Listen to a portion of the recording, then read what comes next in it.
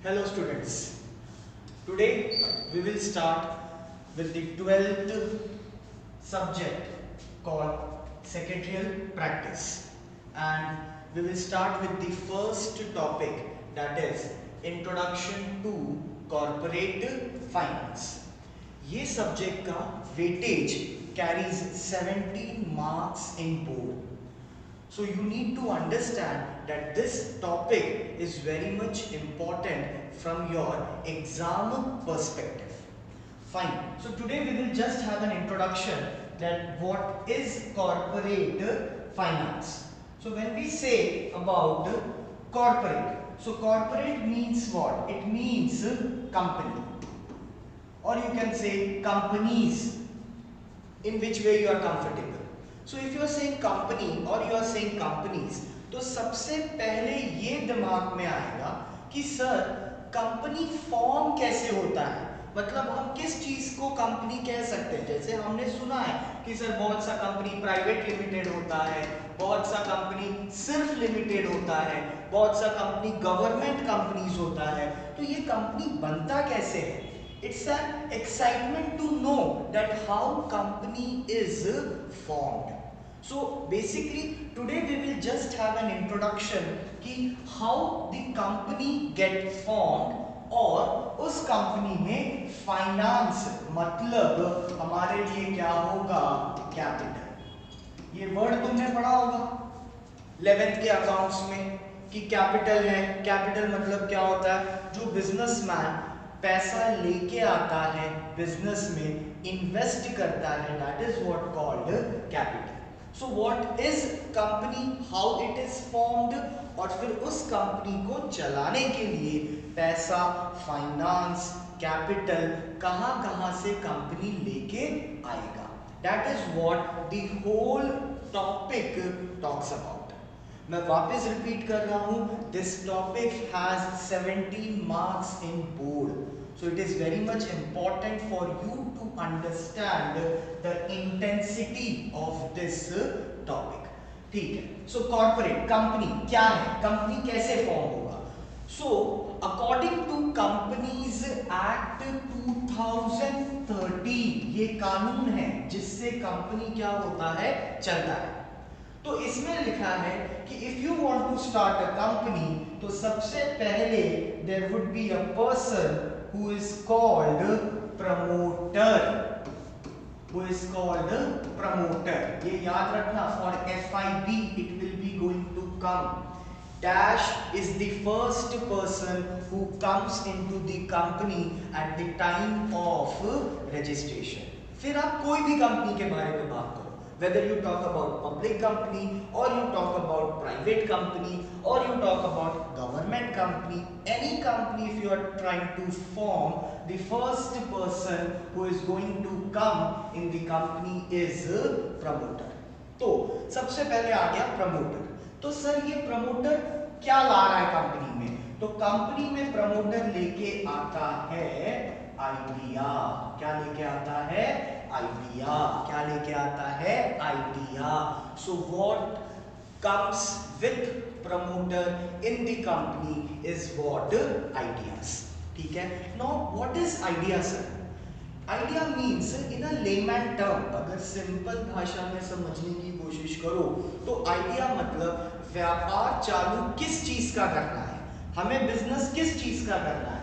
ये हमने ओसी में पढ़ा होगा कि दो ही चीज हम बेच सकते हैं सर, या तो हम कोई सामान बेच सकते हैं या तो हम क्या बेच सकते हैं, कोई सर्विस.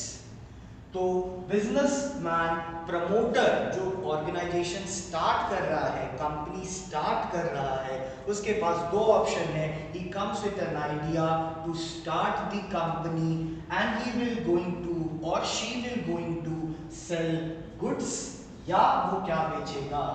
सर्विस. तो आइडिया इस चीज का है. प्रोडक्ट बनाना है क्या, मैन्युफैक्चरिंग करना है क्या, आउटसोर्सिंग करना है क्या.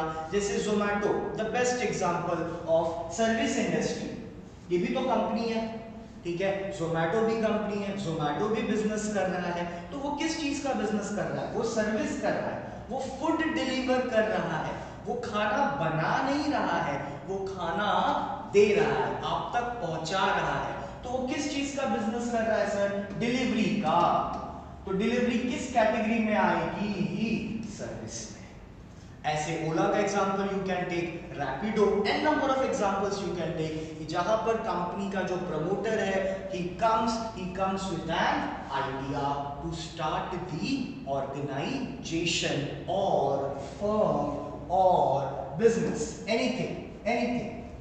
Understood? Now, so what's the next point? अब यहां से प्रोफेशनल टर्म चालू होता है। In a literal manner, the company starts from now. So promoter he comes with an idea of starting a business, whether he is selling a product or he is selling a service. Now that idea should be get registered. Now the professional comes in the company. Idea should be get registered, your company should be get registered, नहीं तो कोई दूसरा तुम्हारे idea को चुरा सकता है। इसके लिए प्रमोटर क्या करता है? अपने कंपनी को रजिस्टर्ड करने के लिए कहां जा रहा है? ROC। ROC मतलब registrar of company, registrar of company, ROC, जहां पर कंपनी क्या हो रहा है? रजिस्टर्ड। तो कौन आया सबसे पहले कंपनी में? प्रमोटर। क्या लाया सर? आइडिया। आइडिया को क्या करना पड़ेगा सर? रजिस्टर्ड। कहां पर रजिस्टर्ड होगा सर? ROC। ROC बोले तो registrar of company. Understood? You can take an example. Sir ROC का कनेक्टेड वर्ड हम यूज कर सकते हैं, जैसे कि KDMC। हमने घर खरीदा, हमने शॉप खरीदा, तो हमें अपने घर को रजिस्टर करना पड़ेगा, हमको हमारे शॉप को रजिस्टर करना पड़ेगा। तो हम कहां पर जाएंगे? KDMC में जाएंगे। रजिस्ट्रेशन करना जरूरी है क्या सर? यस, ऑब्वियस वाली बात है। अगर रजिस्टर्ड नहीं करोगे so you will not able to say that this idea और this business belongs to you. अगर आपने घर को रजिस्टर्ड नहीं किया तो कैसे आप शो कर पाओगे कोर्ट में कि वो घर आपका है at the time when your building will going for redevelopment. तो इसके लिए हमको रजिस्टर करना क्या होता है? कंपल्सरी, नेसेसरी, मैंडेटरी, अनिवार्य है। विदाउट रजिस्ट्रेशन आपका कंपनी फॉर्म होगा नहीं। तो कंपनी कहां पर फॉर्म हो रहा है? ROC में। तो सबसे पहले कौन आ गया? प्रमोटर। क्या लाया? आइडिया। आइडिया वो कहां लेके गया? ऑफिस में। कौन से ऑफिस में सर? ROC। ROC क्या है? Registrar of company. जैसे ही प्रमोटर ROC के ऑफिस में जा रहा है कंपनी रजिस्टर करने को, ROC के ऑफिसर्स पूछ रहे हैं कि show me your two important document, two important documents. अब ये सर क्या है? कौन सा दो इंपॉर्टेंट डॉक्यूमेंट के बारे में आप बात कर रहे हो? तो सबसे पहला इंपॉर्टेंट डॉक्यूमेंट है MOA और दूसरा क्या है? AOA। ये हम क्या पढ़ रहे हैं कि कंपनी कैसे बनती है, कंपनी कैसे फॉर्म होती है। हम अपने टॉपिक के फर्स्ट पार्ट को समझ रहे हैं। हम ये समझ जाएंगे कंपनी कैसे बन रहा है, कैपिटल कैसे आ रहा है, तो बाकी की चीजें हमको समझने में क्या होगी? इजी। तो दो डॉक्यूमेंट कौन सा? MOA और दूसरा क्या है? AOA। ये भी तुमने पढ़ा होगा। MOA का मतलब होता है मेमोरेंडम ऑफ एसोसिएशन और दूसरा फुल फॉर्म क्या है? Articles of association. MOA memorandum of association, articles of association. ये दो इंपॉर्टेंट डॉक्यूमेंट है। कौन मांग रहा है ये दो इंपॉर्टेंट डॉक्यूमेंट? ROC। किससे मांग रहा है? प्रमोटर से। कौन है ये आदमी जो बिजनेस में क्या लाया है? आइडिया। तो ऐसे पिक्चर जैसे समझो, कि एक आदमी आया, आइडिया लेके आया, इस ऑफिस में गया, वहां पर पूछा जा रहा है कि दो इंपॉर्टेंट डॉक्यूमेंट आप बताओ, एमओए और एओए। आपने ये दो डॉक्यूमेंट सबमिट किया, फिर आपकी कंपनी क्या हो जाएगी? रजिस्टर्ड। आपकी कंपनी क्या हो जाएगी? रजिस्टर्ड।